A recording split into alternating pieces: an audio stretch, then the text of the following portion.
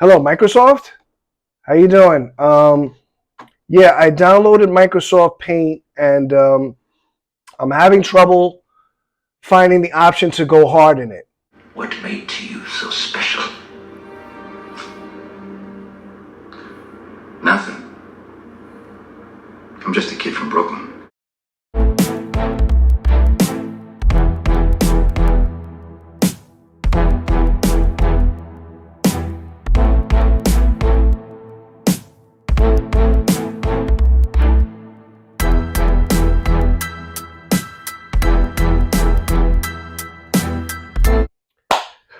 Okay, guys, we're back. I'm here with a big review.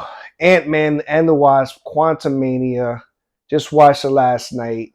I was gonna do a review late last night, but I had to let my anger settle. I had to let it marinate a little bit before I give you this review because I had a lot of different emotions, a lot of thoughts at the end of this movie.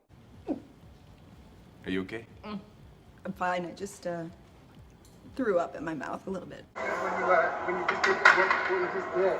That was great! That was fantastic! What the fucking fuck?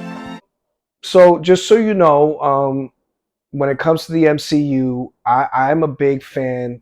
You know, I was born in '72 and I grew up collecting Marvel comics. I literally watched the movie, watched the cartoons and stuff, and I dreamed of a day where you could see these characters in live action. I literally did that when I was growing up. And with all my reviews, I always give you, this is how I do my reviews. I give you the good, I give you the bad, and then I give you the in between.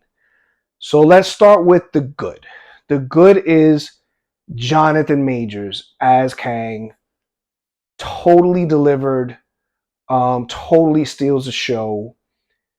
You know, he's just great in every scene. He just steals the scene. He has a presence. He has an intelligence. He has the chops. He can totally play this villain, this this warlord, this time warlord type villain. Um, he can be manipulative. He can be powerful. He can be arrogant. Unfortunately, I don't have much other big good stuff to say about the movie. So let's get to the bad. And this is almost practically going to be like a ranking as far as how many. I have a laundry list of reasons that I did not enjoy this movie. Number one, it just didn't work with the previous film. One of these things is not like the others. One of these things doesn't belong. And you could tell that through the trailers that this was not going to be, the first two Ant-Man movies, which I love. They're like lighthearted comedy, kind of like, you know, they're cute little movies that live within the MCU and they do what they do and they have heart, they have heart. They make you laugh. They do have relevance to the overall, story. I mean, Ant-Man practically saved the universe when it comes to Endgame, by showing up. So, they're important, but they're not really like their individual movies are not all about like saving the universe kind of thing. They're more smaller in scale. Pun, I guess, intended, maybe. I don't know. And this movie just went the exact opposite way. And maybe for some people, for those who don't like the Ant-Man movies, maybe this will be a little bit more to their taste. It just did not work for me. Has like green screen. So this one has so much green screen. So pretty. This is like literally like a slight step above like the Spy Kids movies when it comes to this stuff. It just didn't look convincing to me at all, in any way, whether it be the characters or the backdrops. They introduced MODOK, which is a big deal to Marvel fans. Sorry, but MODOK looks like something like out of an Instagram filter in this. He looks absolutely terrible. Oh my god. You know, for everybody who wants everything to come from the comics, this might have been something you asked for and realize when you see it, it's like, oh, okay, maybe that should have been left in the comic books and not brought out. Um, you know, and they you know, there's the comedy. The comedy is it's there. Unfortunately, I didn't find a lot of the comedy to be that funny. Um, they even had like a jelly character which seemed very familiar. I think I saw the jelly character in a trailer for another Disney movie that came out last year. It looks so similar, and I'm guessing the jokes, you know, the comedy between it probably was the same crap. I just was like, did they just take that from another Disney movie and just throw it in there for a few laughs? I felt like MODOK was there for a few laughs. The Jelly character was there for a few laughs, and I just didn't find the whole thing that funny. Speaking of which, the entire movie, you know, takes place in the quantum realm, and I mean that basically at the beginning of the movie, they're all sucked into the quantum realm, and most of the movie is there. And honestly, after seeing this movie, I have no interest in the quantum realm. Like the characters that were introduced, um, they're so unimportant to the overall swing of things. It's just like, my God, I hope I never see the quantum realm again. And I'm an Ant-Man fan. I love the movies. So for me to say that Bill Murray is a character in this movie, why he's there, I have no freaking idea. He was there for like a joke. Let me calm down, calm down. Fruz graba, fruz graba, calm down. Okay, let me move on. Cassie, which is Scott's daughter, very important character. For some reason, and maybe this is not even Marvel or Disney's fault, they replaced her with another actor. Her replacement uh just was terrible for, you know, for me. I felt like, number one, her character is the reason why they got sucked in um to the quantum realm. And she just felt so unlikable that she was practically another villain in the movie. That's how unlikable her character, this new actress playing her, is. They wrote her to be a little bit unlikable, like she's giving like Scott a lot of pushback. She's kind of like getting herself thrown in jail because she wants to protest stuff.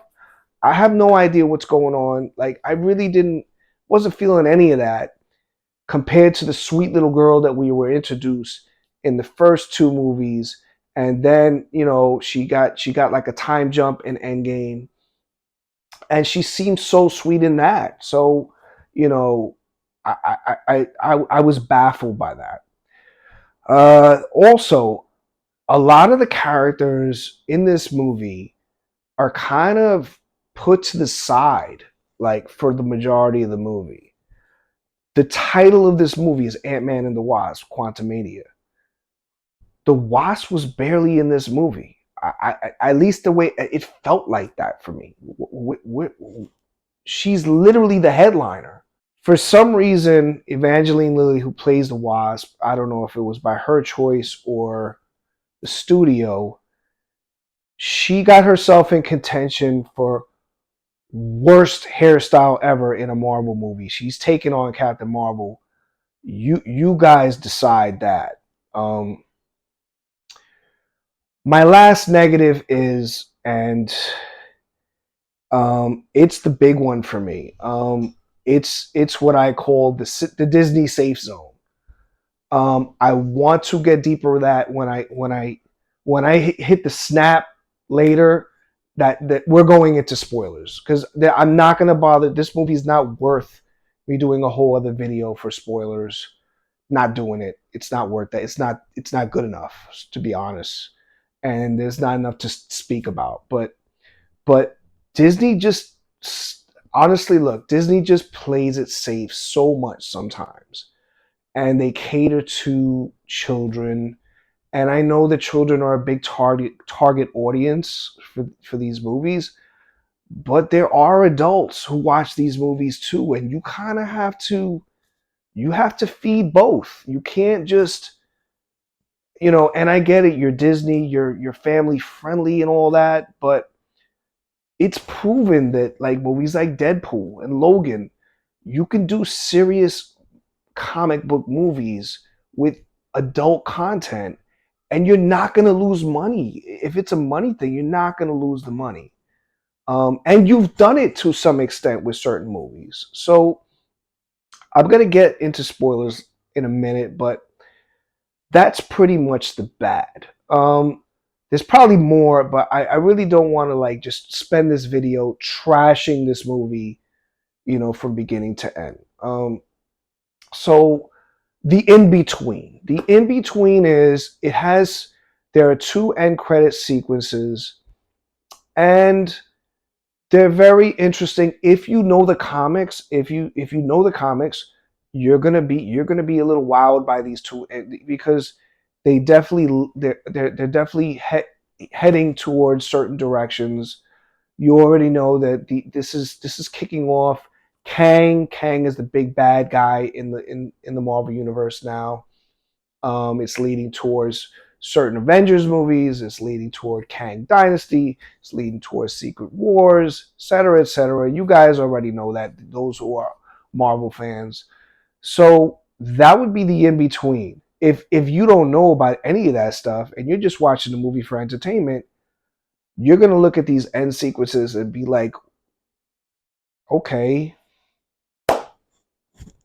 that's interesting. But that's pretty much it. Let's give it a score. I want to give it a score, and I'm gonna be generous and give it a generous 5.5 out of 10. Absolutely. I mean, I guess if you're a Marvel fan, watch it because you have to. Because if you're a Marvel fan, this is all like one continuous huge story that crosses like 31 movies and like 5 television series so far. So yeah, watch it, but if you can, try not to spend money to watch it. Wait till it streams, maybe. If you're not a diehard fan, you can wait on this one. Honestly. So it's time. I want to get into some spoilers. Not big stuff. I mean, yeah, big stuff, but like not everything. I'm not going to go deep into any type of like comic book jibber jabber. So it's time. I'm snapping my fingers, and here's your spoiler warning. Confidence is high. I repeat, confidence is high. Cobra Day, is this an exercise? Negative, this is not an exercise. Those who've seen the movie already know Kang is pretty much easily defeated by Ant-Man and the Wasp. And this is just one version of Kang, but Kang is supposed to be, right now, the MCU has one job with this movie. Introduce Kang. A man of great strength. A conqueror. God, he's somebody to be afraid of. He literally easily just got defeated. Nobody died. No one dies. Nobody even gets stuck in the quantum realm. They all make it out safely. And the entire ending is after that is just like Ant-Man Scott is just strolling down the street like he always does, living his happy-go-lucky life. And ironically, there is like a point where he stops and he's like, oh, this guy was just one Kang and, he was trying to get out so he could maybe go after the other Kangs. Maybe I messed that up, which literally is the ending to Loki. So I'm like, did they just do the exact same ending, kinda, sorta? I don't know. It was just, oh, it just, and it literally made this movie meaningless, pointless, no stakes. Um, and that really just left a completely sour taste in my mouth. What were they thinking with this? I mean, listen, you have Thanos, you have Ultron, and you have now Kang. Thanos had his own movie. Infinity War was his movie, and he literally killed multiple people throughout his movie. And then at the end, he killed off half the universe, like billions of people, turned them to dust. That's intimidating. That's like, whoa. Like, the bad guy won in one of these movies. Ultron, which is basically considered kind of a failure. I mean, James Spader was nice as a snarky kind of robot villain, but and he killed one person. He killed multiple people with what he did. But as far as the main character, he killed Quicksilver, which if you're a comic book fan, you're like, wow, he killed Quicksilver. Like, at least Quicksilver died. Kang didn't kill anybody. And he's supposed to be this really powerful guy with all this great powerful tech, and he has time travel abilities, and he went toe to toe with Scott Lang, and yeah, he pretty much bested Scott Lang, but him and the Wasp got the best of him like nothing. Like, really, really just a total buzzkill. Does this ruin things for the MCU? No, not really. But it does, because they can just show Kang's strength in the following movie or in another movie, whatever. They can retcon whatever they want. I mean, they have so many ways of doing that. But for the purposes of this movie, there's no stakes in this movie. There's zero stakes, and they're teasing all this stuff with all these different types of Kangs, and this particular Kang was just one of many who had been exiled. Um, you know, I was expecting more. You tell me you're going to introduce this big bad guy. I am going to be coming out with a ranking literally tomorrow. You know, and I'm really excited about that. It'll be my first ranking, so you'll get to see where Ant-Man and the Wasp: Quantumania fits within my entire ranking, and you get to see my entire ranking for the first time. So, listen, we got big things coming, and I'm really excited. So let me let you go. And from the city that never sleeps, peace. See my face in lights, on my name on marquees found down on Broadway.